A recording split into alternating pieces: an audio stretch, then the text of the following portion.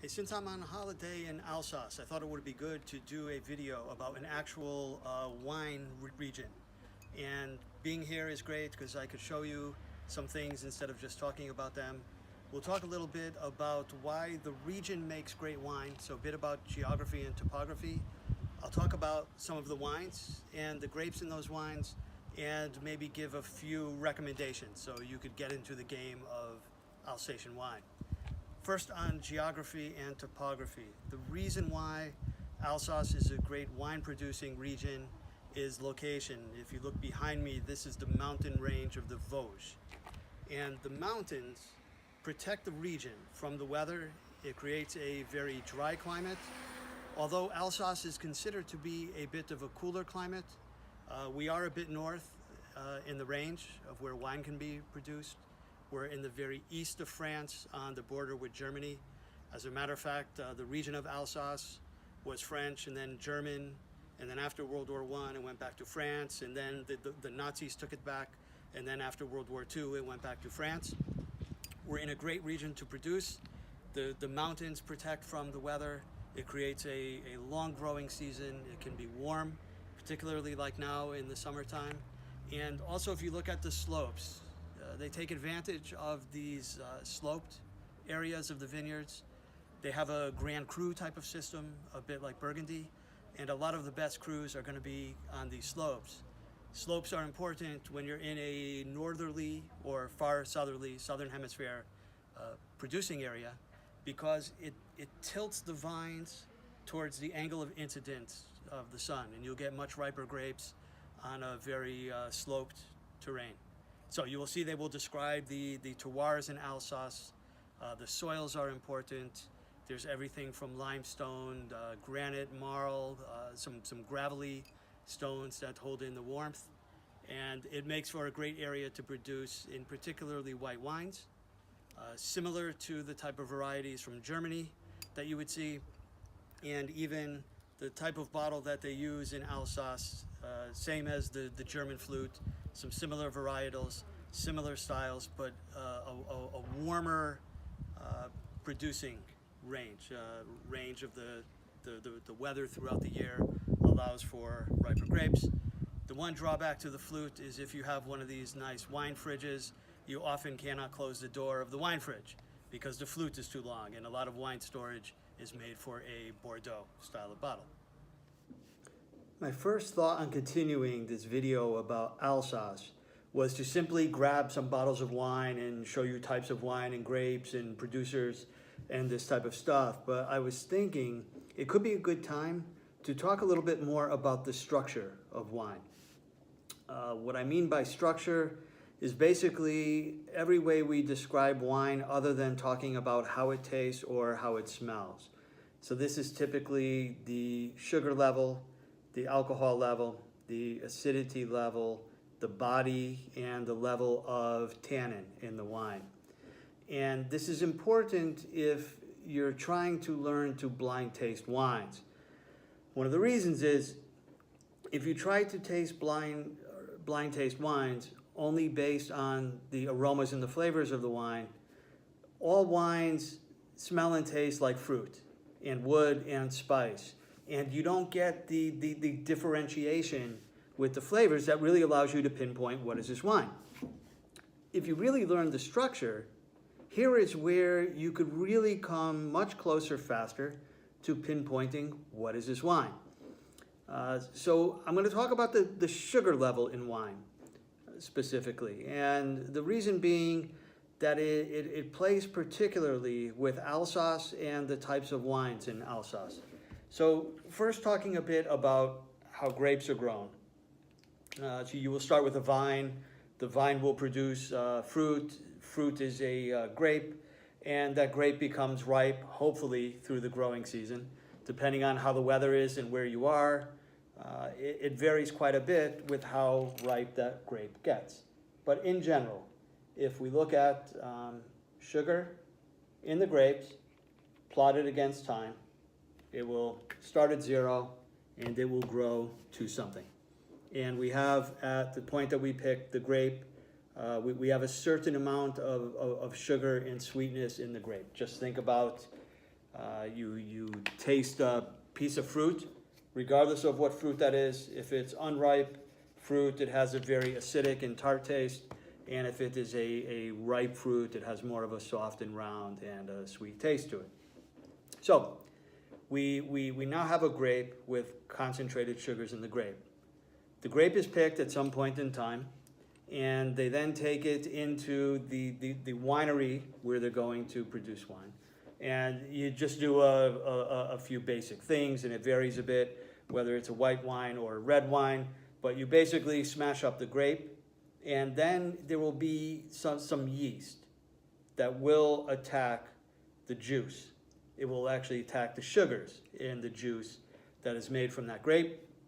Where does the yeast come from? A few places. Could be the outside of the skin of the grape. It could be simply the air in the vineyard and also in the cellar. And also producers could add yeast to their wine to trigger this conversion. Conversion of sugar into alcohol by yeast. And if we then look at another plot, and what's an interesting thing, some places where it's very hot, in Spain, for example, they have to pick the grapes at night because they don't want the grapes to start to ferment while they're picking the grapes. It could actually happen if it's super hot that as soon as you pick these grapes, you're trying to get them into some bin and get it into the winery to be processed, and they will start to ferment outside in the vineyard, and this is not what you want. So they will even pick them at night at this point in time. The yeast is in the air, the environment is so warm that it will spontaneously start to ferment once you pick it. Now that we have all the grapes crushed into some must, a fluid in the vineyard, you will put it into some sort of tank. There are various types of tanks, and I will draw another graph, because what starts to happen is as the yeast attacks the sugar,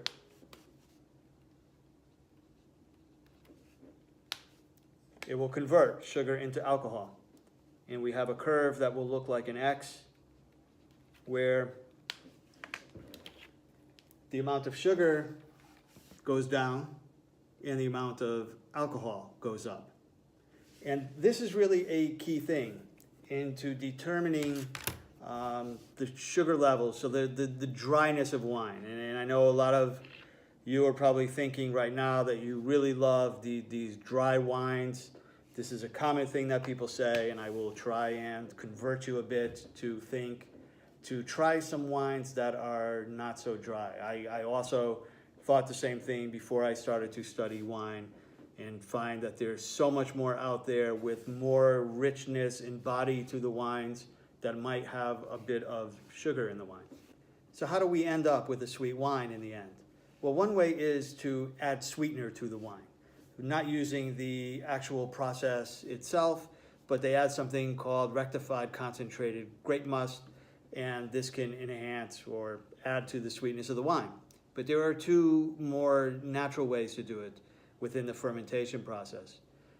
One is that you start with a grape that the sugar concentration is so high that the fermentation process will end and still leave some sugar in the wine. These grapes are typically, they're high in sugar because the length of the growing season is quite long. They might call it something like a late harvest wine. Grapes are on the vine until October, November timeframe, and they're just gathering more and more sugar, and you have a lot of concentrated sugar in that grape. Another way is to stop the fermentation process. So you could simply remove the yeast by filtering it out at some point in time. The difference with these two is the ones where it's highly concentrated in the grapes and you simply kind of run out on the fermentation process, they will be higher in alcohol because you have fully gone through the fermentation process and still left sugar behind. The other ones will typically be lower in alcohol, so maybe something like 11%, could even be 8%, 9%, depending on the type of wine. So these are three different ways that you can go. The more natural ones are more what is sought out in wine. but this can give you a spectrum. So what happens in a dry wine is there is no residual sugar left behind. 100% of that sugar is consumed by the yeast, and then you're left with a dry wine, and then you can go through various processes or points in time to stop the fermentation and end up with a different level of dryness in the wine. Let's talk about a couple wines from Alsace. Let's start with one that has a bit of a sweeter profile, typically to it. I always have to say typically because you could really go full range with the second wine that I'm about to show. So first wine is a Gewürztraminer. This wine, I'll tell you right now, if you haven't had this wine, it will probably have a bit of a strange taste to you. I was with one friend at a wine bar with like 50 wines there, and he said, I want that wine to try, and it was a Gewürztraminer. He took one sip and did not like the wine. What is strange about Gewürztraminer? It has a very tropical palate to it, even lychee, they describe it as. It's a bit of a soft wine. The acidity is not high. It tends to be a bit sweet. What they do in Alsace, if you could see this, they give you an indication on a scale of the dryness of the wine. It's not a scientific scale. It's how the winemaker thinks you will perceive the wine. This Gewürztraminer is in the middle of the dry to sweet scale. In this case, you can get a Grand Cru. If you go and look back at some of my other videos about Burgundy, I talked a bit about the Cru system. You'll see that because this is from Eichberg. Eichberg is the Cru, Kunzbach is the producer, and this is a Gewürztraminer. It is from Alsace. It is good to use with very spicy foods, Thai food, curries, stuff like this, because the sweetness of the wine will help to kind of tone down the spice. If you drink a very dry, acidic wine, it tends to amplify the spiciness from what you were eating. Let's look at another wine. And this is one that can be anything. So you really have to get to know this wine. This is a Riesling. This is also a Grand Cru, also from the same Cru. If you look at the back, this is very close to dry, bone dry on the scale. Riesling can be all things. It can be extremely dry. It can be extremely sweet. It will typically be acidic all the time, especially if you get a German Riesling up to the north. It's cooler. In Alsace, they will still be acidic, but not as acidic as something from Germany. This is a great wine, or it can be a great wine in many different forms. It can age for a tremendously long period of time. If you're still not ready to take the jump and start drinking sweet wines and you say, I love dry wines, Riesling, great dry wine. If you love dry Sauvignon Blanc, please try a dry Riesling.